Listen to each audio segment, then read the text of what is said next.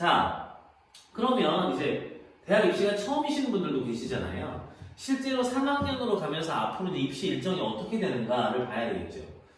이제 11월 모의고사를 보고 나서 3월 모의고사에 이르기까지 학생들의 성적이 큰 폭으로 변화하는 양상이 있습니다. 특히 올해는 코로나 사태로 인해서 학생들의 성적이 더 많이 변화가 나타날 것으로 보여지지요. 이 부분을 좀 당부를 드리고 싶어요. 실제로 이제 코로나 때문에 집에 있는 시간들이 늘어나다 보니까 학생들이 공부 시간의 스케줄들을 정확히 잡지 못하는 경우들도 많고요. 또 재수생들의 경우에는 작년에 이미 한 해 입시의 실패를 경험했기 때문에 굉장히 긴장해 있는 상태이거든요. 하지만 예비 고3이었던 친구들은 개학이 늦춰지면서 정작 고3이 됐다는 실감이 나지 않을 뿐만 아니라 3월 모의고사까지 미뤄지게 되니까 마음의 긴장감이 생기지 않아서 학습 스케줄을 정확하게 지키지 않게 되고 그러다 보니까 학습 성과가 미진해지는 결과들이 지금 나타날 수 있습니다. 근데 이거는 굉장히 심각한 악영향으로 다가오게 될 겁니다. 왜냐하면 앞부분에 낭비하는 시간들이 많아지게 되고요. 더군다나 여름방학까지 축소돼요. 그래버리면 정시 위치를 높일 가능성들이 점점 적어지게 되는 것이죠. 그래서 정말 이번 겨울방학, 길어진 겨울방학이죠. 겨울방학의 결과가 중요합니다. 매년 이 시기에 큰 성적의 격변이 있는데요. 제일 큰 변화는 수학 과목에서 나타납니다. 대체로 평균적으로 보면 여학생들이 남학생들보다 조금 더 성실한 경향이 1, 2학년 때는 큽니다. 왜냐면 남학생들 게임도 해야 되지요, 또 운동도 해야 되지요 하다 보니까 여학생들의 성적이 대체로 더 좋은 편인데요. 남학생들 중에 이제 3학년이 됐다고 열심히 공부를 하는 친구들이 수학 성적을 굉장히 급격하게 올리는 경우가 많다 보니까 평균적으로는 수학 성적이 좀 떨어지는 경향이 일반적으로 나타납니다. 자, 국어를 보면요. 제가 드리는 말씀이 평균적이 아니라 일반적입니다. 그래서 수학에서 대부분의 일반적인 학생들의 경우에, 특히 여학생들의 경우에 하락 경향이 좀 있다는 것이죠. 국어는 대체로 3월달까지는 비슷하게 나오는 경우가 많고요. 탐구 영역은 이제 공부를 좀 하니까 늘어나죠. 영어 대체로 유사하게 가고요. 하지만 이제 6월달이 되게 되면 재수생들이 매년 6만 5천 명 이상이 모의고사에 참여를 하게 되면서 재학생들의 성적은 눌리는 경향이 나타납니다. 이때는 국어도 좀 눌리고요. 특히 이제 수학은 시간을 배신하지 않는 과목이다 보니까 항상 재수생의 강세가 있죠. 그래서 수학도 눌리는 경향이 있고요. 탐구 영역은 이때까지 크게 눌리진 않아요. 하지만 탐구 영역은 꼭 주의하셔야 되는 것이 3학년 뒤로 갈수록 만점 컷에 수렴하는 경향이 나타나기 때문에 실제로 3월 달에 2등급을 맞은 점수로는 실제 수능에서는 4등급이 안 나올 수도 있다는 점을 꼭 기억하셔야 되겠습니다. 그래서 6월까지의 탐구 영역 성적은 믿으시면 안 된다. 특히 문과의 경우에는 만점을 목표로 공부하는 것이 맞다라고 하는 걸 꼭 말씀드리고 싶고요. 자, 9월 달에는 반수생이 들어옵니다. 그러면 또 눌립니다. 반수생은 한 12,000명에서 12,000명을 전후해서 나오게 되는데요. 대체로 상위권 대학의 지원을 목표로 하는 학생들이다 보니까 전반적으로 성적에 크게 영향을 미치곤 합니다. 여기서 끝나면 다행인데 문제는 9월 모평이 끝나고 나서 수능으로 갈 때 시험을 보지 않는 학생도 있어요. 학교에서 억지로 모의고사 보게 하니까 한 줄로 찍고 자던 친구들 있잖아요. 이 친구들은 실제 수능을 보러 가지 않거든요. 그러면 이 하위권 학생들의 숫자가 매년 5만 5천 명 가까이 나타납니다. 그럼 이 인원이 9등급 전체가 사라지는 거고요. 8등급의 일부까지 사라지는 겁니다. 그러면 8등급의 나머지가 9등급을 채우고 7등급의 절반이 8등급을 채우고 이렇게 되면서 성적이 모두 다 하락하는 도미노 현상이 나타나게 되는 거죠. 이렇게 하위권 수능 포기로 전반적인 수능 성적의 하락이 나타나게 되면 실제 정시를 이 정도 위치에서 가게 되는 학생들이 대부분입니다. 저희가 나중에 3월 모의고사가 끝나고 나면 이와 관련된 실제 통계적인 지표들도 확인시켜 드리겠습니다.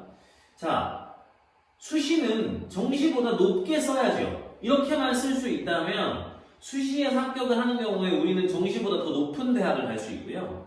그래서 수시 77%나 되는 수시 전형을 충분히 활용해서 수시로 대학을 가는 것이 좋습니다. 하지만 정시 위치를 모르면 그 지원 전략을 세울 수가 없는 것이죠. 그래서 정확한 정시 예측을 하는 것이 수시 대박의 첫걸음이라는 것을 꼭 기억하셔야 됩니다. 하지만 학생들을 보면 늘 좋은 성적이 나오고 싶다 보니까 자기가 제일 잘 본 시험을 자기 성적이라고 생각하는 경우가 많습니다. 어머님들도 자녀분들의 성적이 좋기를 바라시니까 당연히 그렇게 희망하시죠. 하지만 현실은 그렇지 않습니다. 정말 더 심한 경우에는요, 학생들이 3월에는 수학을 잘 받고 6월에는 국어를 잘 봤으니까 두 개가 합쳐서 수능에 나올 거라고 생각합니다. 그러나 그런 일은 벌어지지 않습니다. 재수생과 반수생의 영향, 그리고 수능의 인원 구조의 영향으로 인해서 학생들의 성적이 전반적으로 하락하는 경향을 피하기 어렵기 때문이죠. 그래서 우리 아이의 수능을 어디까지 예측하느냐 하는 것이 굉장히 중요한 수시 지원 전략의 포인트가 됩니다. 정시가 실제 이 정도 나온다고 한다면 만약에 이 위치를 과대 예측하게 되면 수시를 높게 쓰게 되겠죠. 그러면 수능 최저도 맞추지 못해서 수시 원서가 올킬되는 경우가 나타나게 됩니다. 그러면 어쩔 수 없이 정시가 가는 거죠. 자, 그런데 너무 낮게 예측을 했다고 한번 가정을 해보죠. 이것도 좋지는 않습니다. 왜냐하면 대체로 이렇게 원서를 쓰면 아래쪽에 붙을 확률이 높잖아요. 그러면 아래쪽에서 붙어버리면 정시로 갈 수 있는 대학보다 오히려 낮은 대학에 합격을 함으로써 정시 지원조차 하지 못하게 되는 납치 상황이 발생하게 됩니다. 그래서 제일 좋은 건 정시 위치를 적절하게 예상해야 합니다. 이 적정 예상을 통해서만 우리는 수시 대박을 만들 수 있습니다. 그래서 꼭 강조드리고 싶은 건 정시 위치를 정확하게 이해해야 수시 지원 전략을 짤 수 있다는 거예요. 정시와 관계없이 수시를 쓰면 되죠. 그러면 결코 합격 가능성이 높아지지 않습니다. 그래서 정시 위치를 정확히 이해하고 거기에 맞는 수시 지원 전략들을 세울 때 훨씬 더 좋은 가능성이 생긴다는 것을 명심하셔야 되겠습니다. 자, 그럼 보지요. 수시를 위해서는 정시를 알아야 합니다. 정시 인원은 2021학년도에도 소폭 증가했습니다. 상위권 대학을 중심으로 증가했고요. 그리고 정시를 이해하려면요, 영어 절대평가의 실질 영향력도 알아야 돼요. 그래서 이걸 바탕으로 해야 수학 탐구의 반영 비율을 알 수 있어요. 학교마다 반영 비율이 다 다르기 때문에 이 부분을 고려하지 않으면 정확하게 정시 위치를 못 잡는 경우들이 발생합니다. 저희가 좀 이따 보여드릴 텐데요. 그래서 이렇게 정시에 대한 정확한 이해를 바탕으로 수시 지원 전략을 세우셔야 되고요. 정시와 수시에 대한 정확한 이해를 할 때에만 우리가 입시를 성공적으로 마무리할 수 있습니다. 자, 그걸 위해서 먼저 정시를 한번 살펴봐야 되겠습니다. 올해 정시 인원의 변동 사항입니다. 지금 이제 저희가 빨간 수치로 표시해 드린 것들이 변동 내용들이니까요. 이 부분들을 체크해 보실 필요가 있겠습니다. 동국대학교 정시 인원이 대폭 증가한 것이 좀 눈에 띕니다.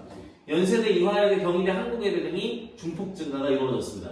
상위권 대학의 정시 모집 인원이 반등했다는 점이 2020년과 큰 차이를 보이는 지점이고요.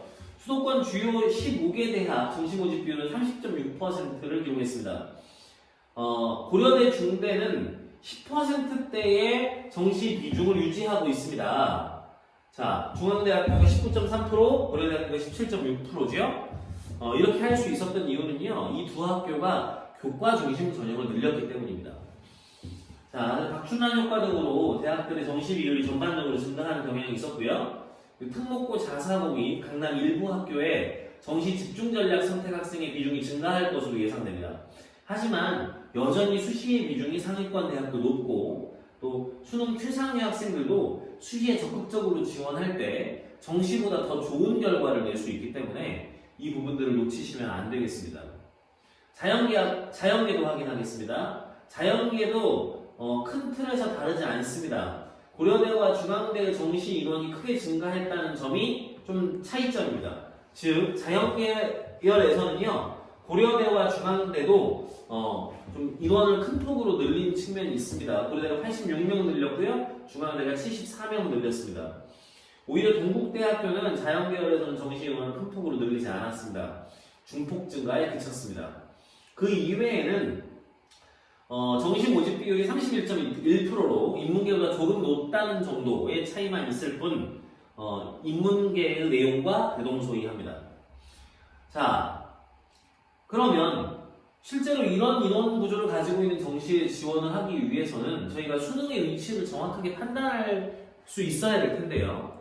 수능의 점수 구조를 이해하려면 영어 절대평가가 어떻게 계산되는지를 이해하셔야 합니다.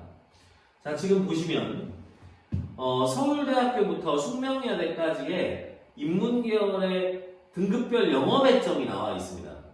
그런데요, 반영 방식이 학교마다 다 달라요. 감점 방식으로 반영하는 학교가 있고 가산점 방식, 비율내 등급점 방식 등 비율내 등급 감점 방식도 있고요. 굉장히 다양한 방식으로 진행을 하고 있는데 문제는 이런 겁니다. 똑같이 비율내 등급점 100점을 반영하고 있는 한양대와 이화여대가 9등급일 때 한양대는 12점밖에 안 주는 반면 이화여대는 68점을 주고 있는 거죠. 그러니까 똑같이 등급 점수여도 이게 완전히 다른 실질 영향력을 갖게 되는 거예요. 그래서 이 영어의 실질 영향력이 학교마다 너무나 달라졌기 때문에 이 부분에 대해서 적정한 고려를 하지 않으면 정시 지원 판단을 잘못하게 될 수 있습니다. 하지만 현재 이게 학교마다 너무 다양한 상황이라 일괄적으로 고려할 수 있는 방안을 대형 업체들도 찾지 못하고 있는 상황이에요. 그래서 대형 업체들의 정시 배치표들도 영어만 등급을 따로 해서 평균 등급으로 제공하고 있는데요. 저희는 이걸 계산하고 있습니다. 자, 사실 온라인상으로는 저희가 이거 공개해드리는 건 처음입니다. 자, 이게 영어의 실질 반영 비율입니다. 서울대학교는 1.33%, 연세대학교 15.83%, 고려대학교 2.68%, 서강대학교 1.49% 이런 식으로 반영이 되어서요. 학교에 따라서 20%까지 반영되는 학교부터 1%대의 반영률에 그치는 학교까지 너무나 다양한 비율이 나타납니다. 이론적으로만 보면 서울대학교는요. 6등급, 5등급을 맞아도 다른 모든 과목에 만점을 기록한 경우에 합격 가능성이 하위과에서 나올 수 있습니다. 하지만 연세대학교는 2등급만 맞아도 어렵습니다. 2등급이 이미 0.83%죠. 그래서 이렇게 학교마다 좀 큰 차이가 있습니다만 대체로 2등급까지는 1% 이상의 영향력을 갖는 학교가 없다는 거죠. 1%를 초과하는 영향력이 없습니다. 그래서 최소한 2등급은 맞아야 된다고 늘 얘기를 하는 거고 영어는 1등급을 기본적으로 맞아주는 것이 좋다는 말씀을 드리는 겁니다. 그럼에도 불구하고 영어 점수가 낮은 경우에는 정시가 일부 대학들은 크게 영향을 안 받을 수도 있어요. 그래서 이런 지점들을 잘 체크해 보시는 게 필요한 거죠. 자연계열 대동소이합니다. 다만 자연계열은 3등급까지도 영향이 적은 학교들이 꽤 있다는 점을 기억해 두시면 좋겠습니다.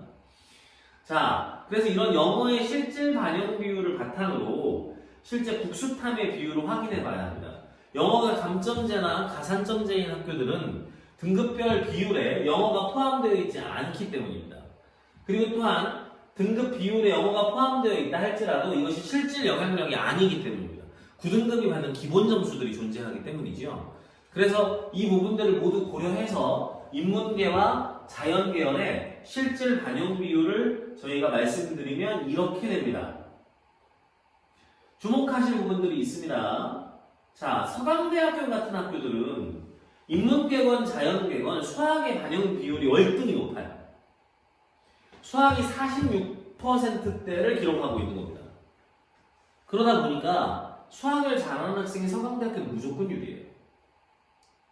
그래서 엉뚱하게도 중앙대학교가 나오지 않는데 서강대가 나오는 경우가 있습니다. 왜냐하면 특히 수학의 경우에는 4점짜리로 점수 격차가 벌어지는 데다가요. 만점과 1등급 컷의 점수 차이가 가장 큰 과목이기 때문입니다. 그래서 수학 만점이 나와버리면 실제로 중앙대가 안 나오는데 서강대가 나오는 경우가 생길 수 있어요. 그래서 이런 상황들을 잘 예의주시하셔야 돼요. 탐구 영역도요. 보시면 자 고려대학교 27.85%입니다. 연세대가 16.85%인 것과 굉장히 큰 대비를 이루죠. 고려대학교는 탐구 영역이 굉장히 중요합니다. 한양대학교 탐구가 30.36%입니다. 인문계가요. 과탐도 아닙니다. 사탐이 그렇습니다. 또 자연계는 원래 과학이 중요하죠. 그래서 과학이 30% 비중을 넘기는 학교들이 많습니다. 그래서 이렇게 학교에 따라서 중요한 과목의 요소들이 다 다를 수 있어요. 그래서 이 지점들을 확인하셔서 거기에 맞게 정확한 입시 지원 전략을 마련을 하셔야 됩니다. 그래서 정시 위치가 어떻게 판단되느냐가 굉장히 중요한 거죠. 예를 들어 보시겠습니다.